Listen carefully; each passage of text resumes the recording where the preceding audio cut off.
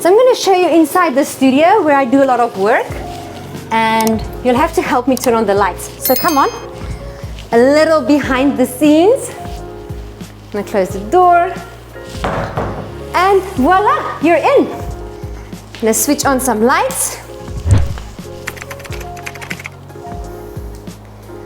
I'll give you a good idea of what it actually looks like when you set up a nature studio, and also how we actually make these videos. So we're giving you a little glimpse into the world behind the scenes. I've really prepared this table, this layout, this feast of beautiful creative ideas to share more with you about how I create my nature diaries. And I hope that you enjoy looking at some of these ideas. You can use some of these ideas and also take some of these ideas home and apply them in your own way. So first of all, let's have a look. We've got some feathers here. I have a feather from the guinea fowl that we picked up. Oh, and then, of course, this beautiful, beautiful, beautiful butterfly wing. Absolutely gorgeous, right? So something that I should mention now is that it's really important that when you pick things up in nature, it's best to pick it up when you take it from the ground, okay? Don't pick flowers or leaves that you might not use later. It's important to only pick things up that is in abundance and that you know won't disturb the ecosystem or the biodiversity. And I actually want to show you something else. I woke up 3 nights ago and there was a big lizard, we call it a tokay here in Indonesia, inside my bathroom. And it actually caught a butterfly and it ate the whole head, the whole thorax, and the whole abdomen of the butterfly. And I was left with these beautiful wings.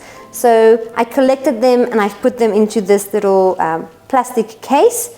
And also, I've collected this beautiful little exoskeleton of a praying mantis. So these are all beautiful things that I use to make my nature diaries. So let's get into that first.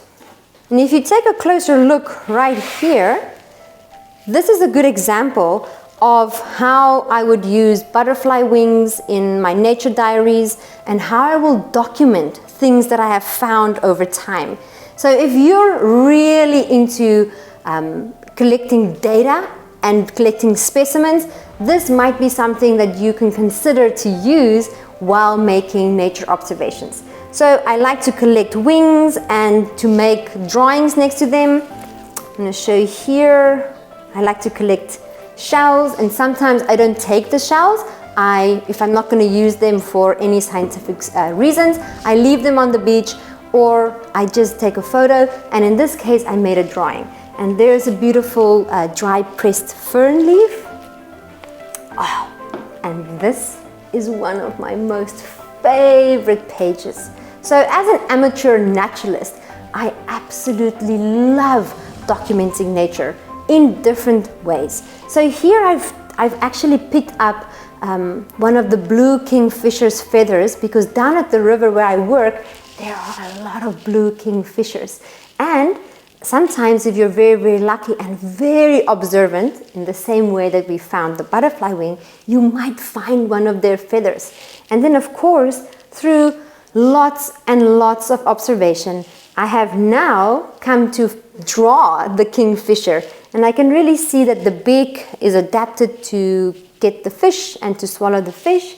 And the feathers on the top of the head of the kingfisher are something that I can identify with. So I've just added everything into this drawing.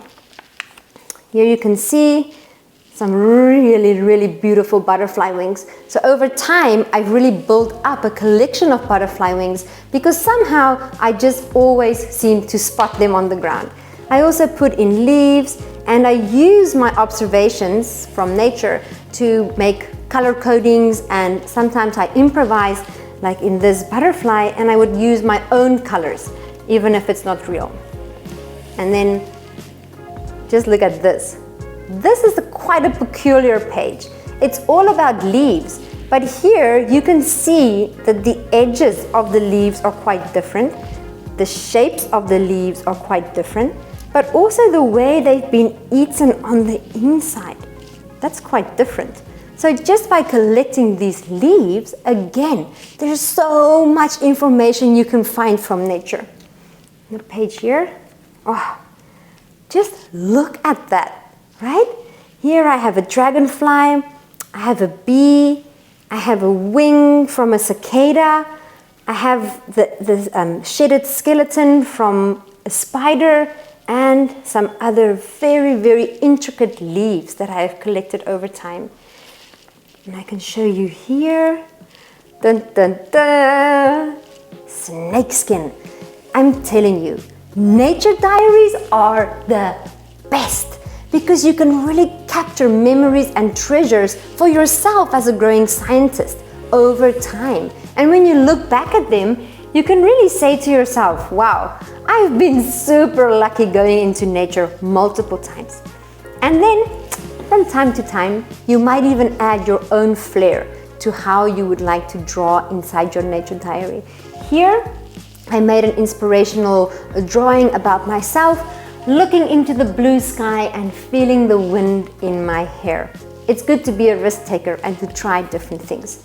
So even these specimens that we've collected today, the leaves, the beautiful feathers, and even these quail eggshells, I will use them and I will document them into my nature diary. Now, before we carry on, I just want to say, it doesn't really matter what type of book you want to use to make your nature diary. Hi, it's Peter and Nicolene from tamED and untamED Studio. As usual, if you enjoyed our content, give us a shout out so that we can create especially what you would like to see next. And don't forget to leave a comment below.